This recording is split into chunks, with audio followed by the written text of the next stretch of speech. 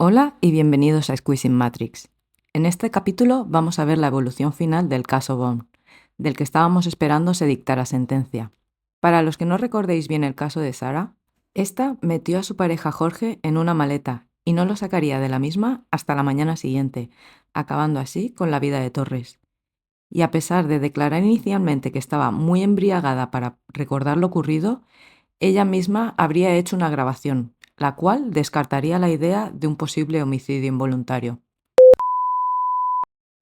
Os recuerdo que las imágenes son duras de ver. Sarah. For everything you've done to me. Sarah. For everything you've done to me. Sarah. Fuck you. Sarah. Fuck you. Sarah. Stupid. Sarah. That's my name. Don't wear it up. Sarah. I can't fucking breathe, babe. Seriously. Yeah, that's when you do when you choke me. Sarah. Antes siquiera de comenzar el proceso judicial, Sarah tuvo que buscar un nuevo abogado hasta en 9 ocasiones diferentes, debido a su falta de respeto hacia ellos. Estos se veían en la obligación de renunciar a defenderla. El juicio duró una semana, y el carácter que Sarah muestra durante el mismo os sorprenderá. I lied to the police. Basically everyone, because I was extremely fearful of being arrested. I made the first attempt of me calling 911 by telling them what happened, and I thought they were going to help me, but instead I was arrested for calling 911.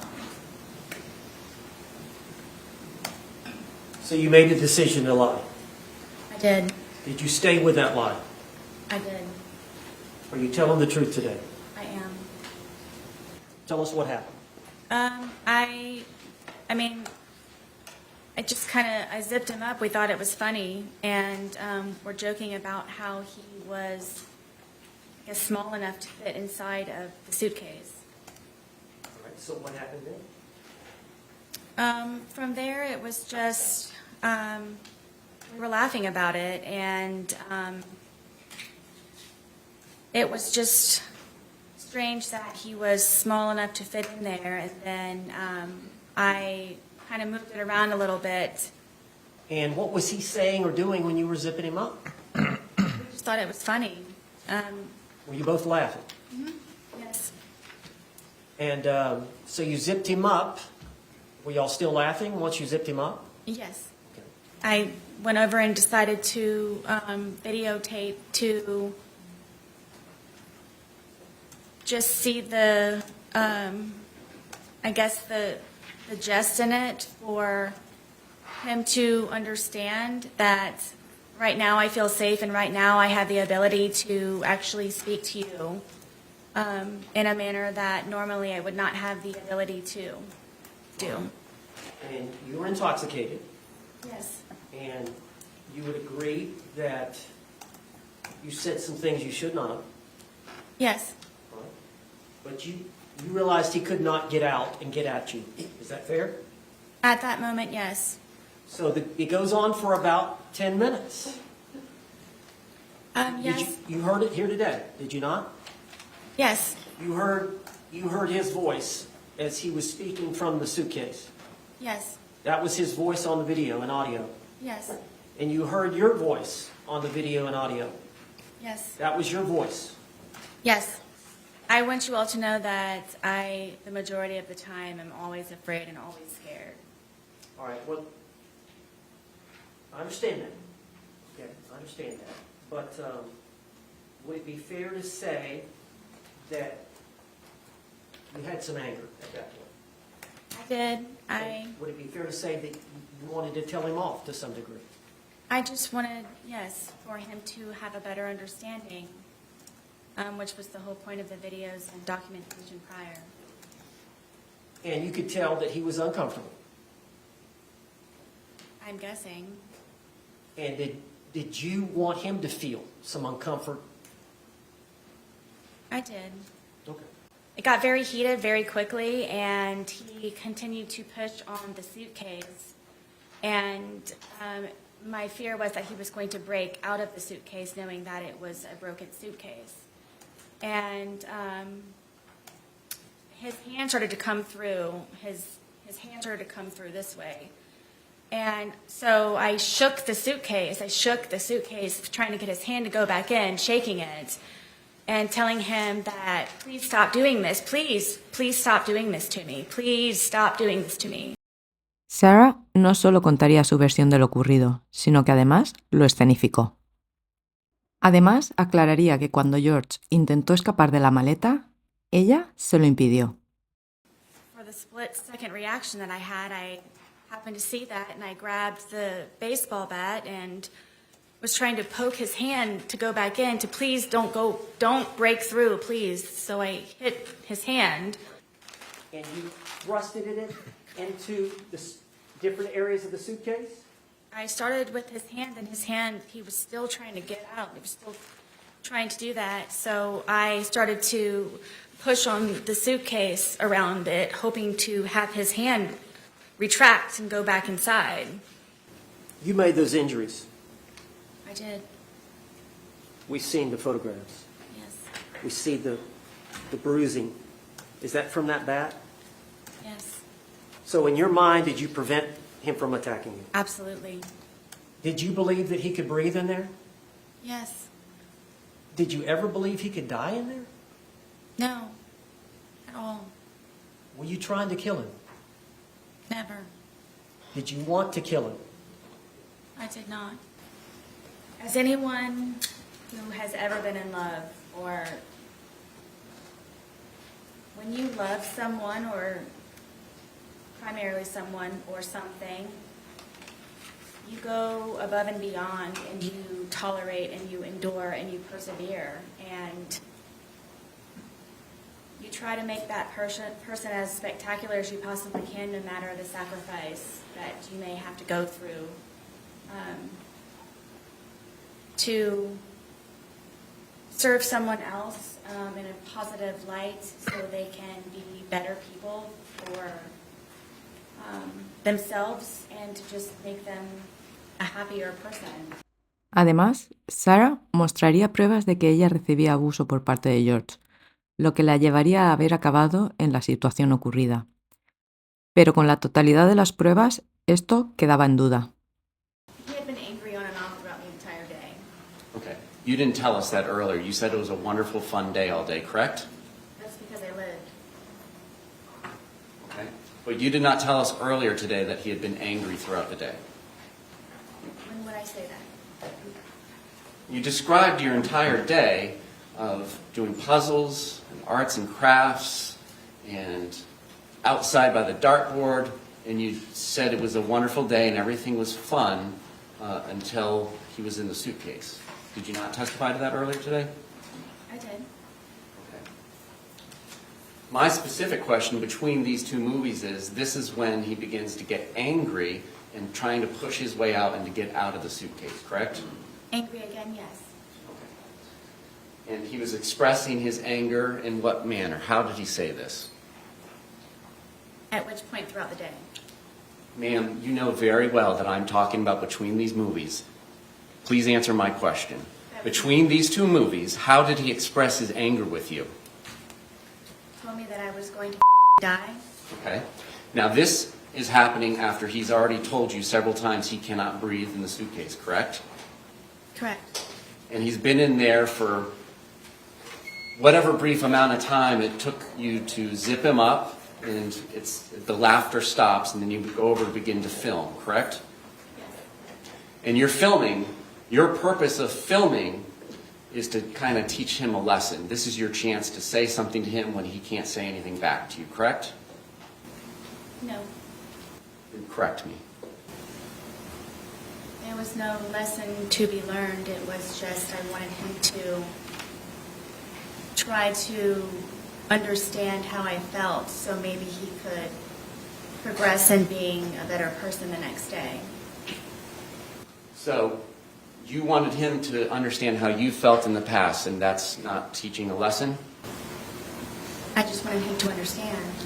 Al finalizar el juicio, tras la exposición de todas las partes y antes de que el jurado fuera a deliberar su sentencia, Sarah tuvo oportunidad de expresar sus sentimientos y pedir perdón. Durante la media hora que habló, estuvo aproximadamente 20 minutos perdonando e increíblemente tan solo 5 pidiendo perdón. Este es un resumen de sus palabras. I forgive George for beating me senseless. I forgive George for lying, for him trying in so many ways, so many times, to end me with his terrifying love. I also forgive the Torres family, his mother and father foremost, also his 2 ex-wives and daughters, all for knowing who George was capable of and has done in the past, his history of violence and where he learned it, then to keep turning a blind eye when I would ask for help. I forgive them for caring too late. I hope they all ask themselves while quiet and comfortable in bed at night the uneasy question, what could I have done to stop this from happening? In the end, I forgive myself for not choosing my life sooner, for not being more brave, vigilant, bolder, and outspoken, stronger, mentally, physically, emotionally, and spiritually, for being hopeless, desperate, simple-minded, weak, and inexperienced. I wrote him letters.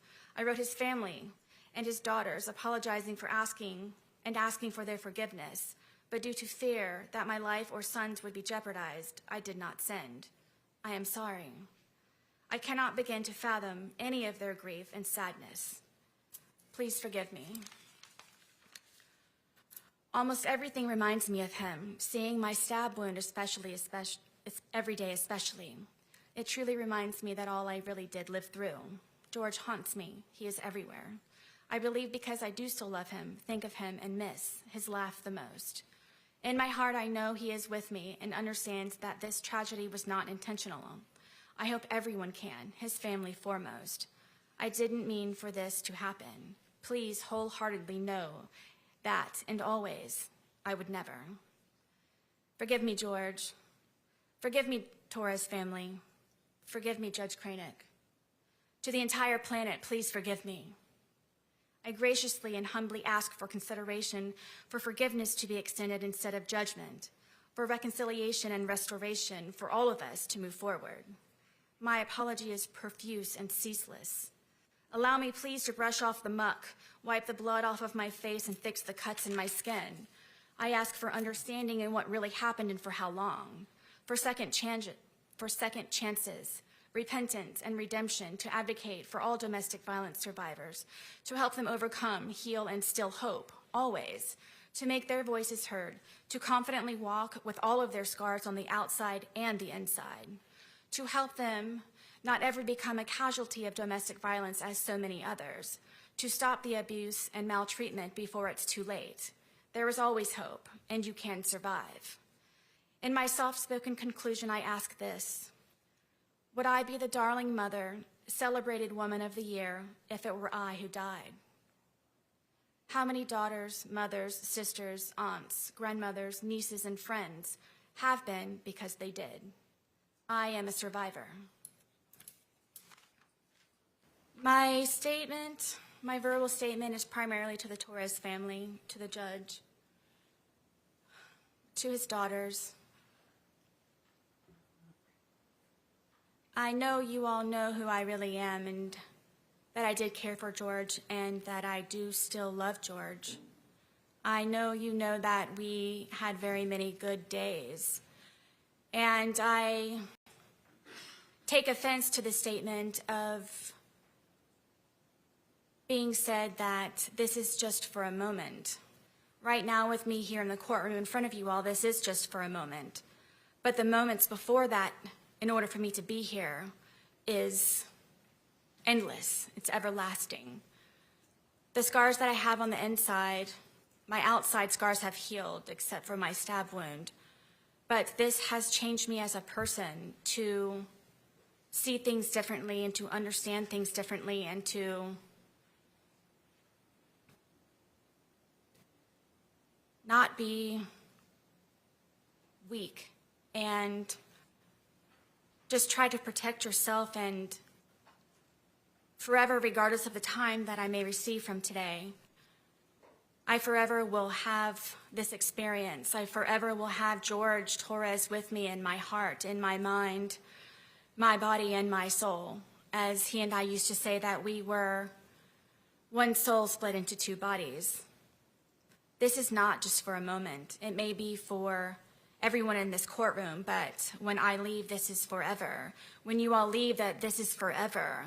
This is forever for everyone here and those who it matters to most. I am one of those who will experience this forever. I'm sorry. Words do not define my shame, and I don't know what else it is that I can say and convey to the Torres family how this happened. The ifs and whys and how really don't matter. It happened, and I'm sorry. Words cannot describe. And I hope that everyone can forgive me, the Torres family most of all, and his daughters, because I know what he meant to them. And I don't think that anybody ever understood what he meant to me and I to him. And I ask for forgiveness. Everyone supposes that this is one of the worst experiences of my life, and it's actually been one of my greatest. If I were not beaten to death, I was going to work myself to death on the outside, and I never had time to get back into my Bible and to pray and to be with the Lord.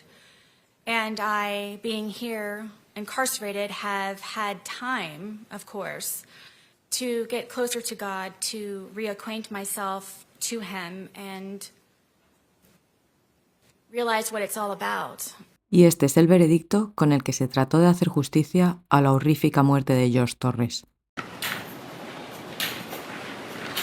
Madam Clerk, if you could please publish the verdict.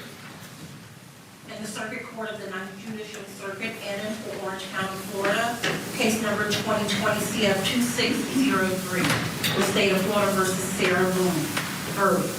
We, the jury, find the defendant guilty of murder in the second degree as charged in the information. So say we all, dated at Orlando, Orange County, Florida, on this 25th day of October 2024. The form has been signed by the foreperson. Madam Clerk, please poll our jury. Juror seat number 1, is this your true and correct verdict? Yes, it is. Juror seat number 2, is this your true and correct verdict? Yes, it is. Juror seat number 3, is this your true and correct verdict? Juror seat number 4, is this your true and correct verdict? Yes. Juror seat number 5, is this your true and correct verdict? Yes. Juror seat number 6, is this your true and correct verdict? Yes, ma'am. Members of our jury, again, I want to thank you for your time, your sacrifice, and your attention in this matter. Sarah no estaría de acuerdo con este veredicto y enviaría poco después una carta al juez de 28 páginas, reclamando que no tuvo un juicio justo debido a los medios y a las redes.